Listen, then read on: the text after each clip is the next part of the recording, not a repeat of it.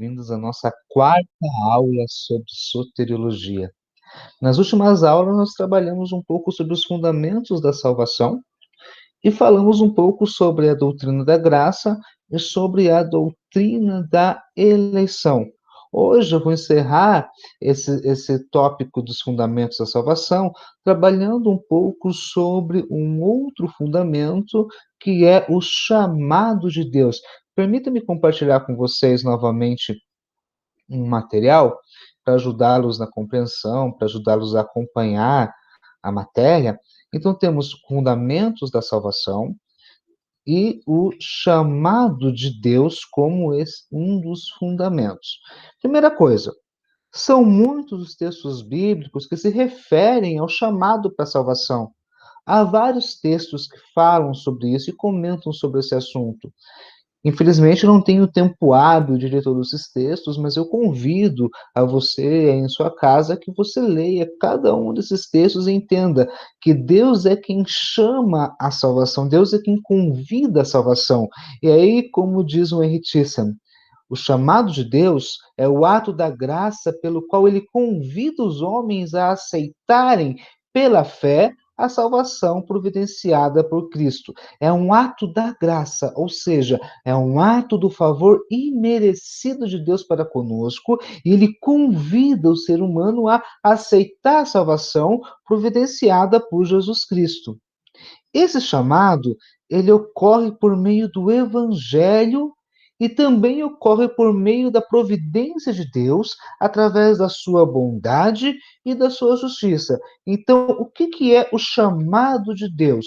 É o convite de Deus à salvação por meio do evangelho e por meio da sua providência. Muito simples, de muito fácil compreensão. Aí nós já podemos fazer uma síntese sobre os fundamentos da salvação, que são a graça, a eleição e o chamado de Deus. A graça de Deus é a bondade de Deus que concede favor a quem não tem nenhum merecimento diante dele. A salvação, ela é obra da graça divina.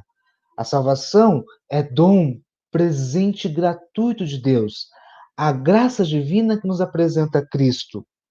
Sobre a eleição, nós podemos dizer que a eleição é a escolha feita por Deus desde a eternidade, segundo a riqueza da sua graça.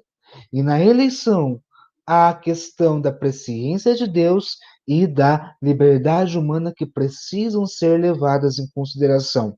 E sobre o chamado de Deus, podemos afirmar que o chamado de Deus é obra da graça de Deus, como convite à salvação, e é operado por meio do Evangelho e da providência de Deus.